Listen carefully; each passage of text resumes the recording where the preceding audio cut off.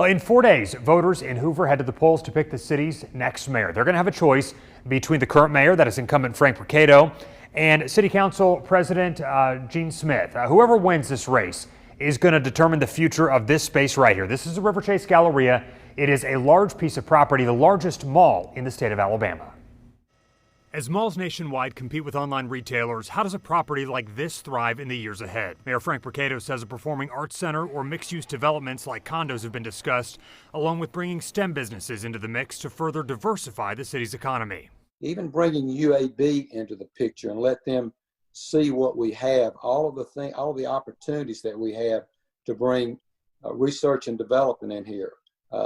Wet labs, there's a huge demand for that in the metro area. His challenger, City Council President Gene Smith, agrees that we have to look outside of just retail when we think about the future. There might be an opportunity for light industry.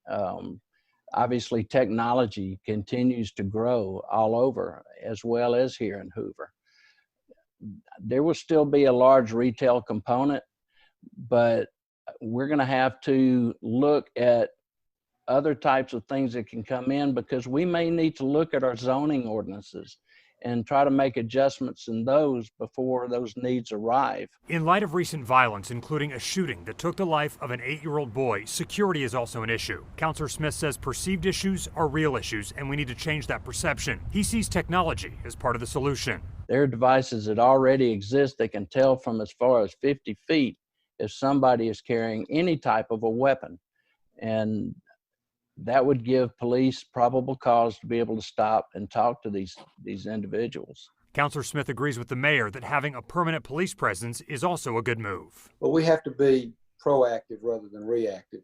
We've moved a division of the police department to the Galleria, so they report to work there, and that gives a more police presence. You see more police officers walking around the mall, reporting to the mall. But you also see all those police cars coming and going.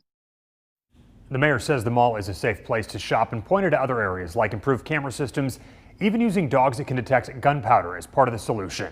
A lot more to get to with the candidates. Coming up tonight at 6, we're going to talk about balancing the city budget in light of all that lost revenue, millions in revenue from COVID-19.